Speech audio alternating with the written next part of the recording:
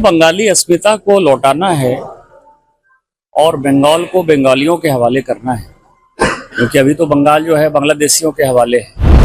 तो उस अस्मिता को वापस लौटाने के लिए भारतीय जनता पार्टी पूरी ताकत के साथ लगी हुई है और मुझे लगता है कि बंगाल में उसकी वापसी होगी। देखिए, बंगाली अस्मिता को लौटाना है और बंगाल को बंगालियों के हवाले करना है, क्योंकि अभी तो बंगाल जो है बांग्लादेशियों के हवाले है।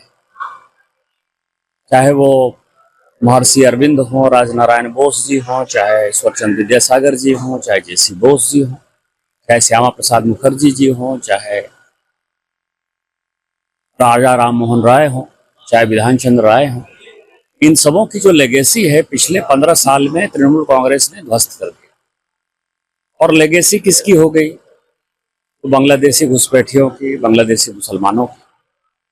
तो उस अस्मिता को वापस लौटाने के लिए भारतीय जनता पार्टी पूरी ताकत के साथ लगी हुई है और मुझे लगता है कि बंगाल में उसकी वापसी होगी। ओबीसी के साथ आने के बाद लगता है आपको कि कुछ हमको दूसरे पार्टी से कोई मतलब नहीं है। मतलब ये है कि भारतीय जनता पार्टी ग्राउंड पर मजबूत है और हमारे कार्यकर्ता मजबूती से वहां लड़ाई लड़ रहे हैं और हम भारी बहुमत से जीते। आपके चश्मे से क्या लग रहा है, बंगाल की स्थिति कितनी मजबूत होगी, कितना मजबूत किला हो जाएगा?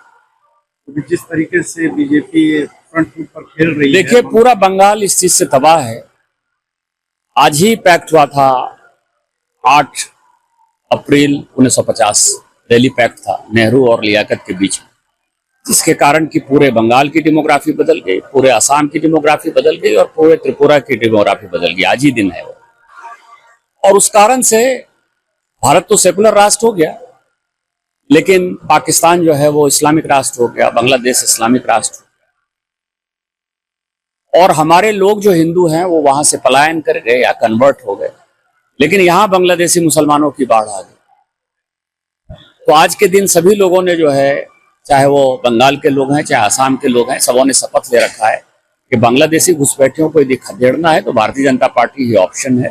और जब हमारी सरकार बनेगी तो बांग्लादेशी घुसपैठिए यहाँ से बाहर हो। पवन खेड़ा के स्टेटमेंट को आप किस रूप में लेते हैं? जिस तरीके से घटिया है कांग्रेस में या कोई भी विपक्षी पार्टी। आपको पता है कि मेरे ऊपर भी 52-55 केस है। परिवार परिवार होता है। मुझे आज भी नहीं पता है कि हेमंत जी को कितने बच्चे हैं। इतना होने के बाद भी राजनीति में एक मर्यादा होनी चाहिए। किसी के बहन के ऊपर, किसी के वाइफ के ऊपर, किसी के बच्चे के ऊपर, किसी के माँ बाप के ऊपर जो भी इस तरह की घटिया हरकत करता है वो हमेशा निंदनीय है। और कांग्रेस के समर्थित जितनी पार्टियां हैं उनका एकमात्र काम यही है कि कुछ नहीं यदि मिलता है राजनीति में विरोध करने के लिए तो उनके परिवार को टारगेट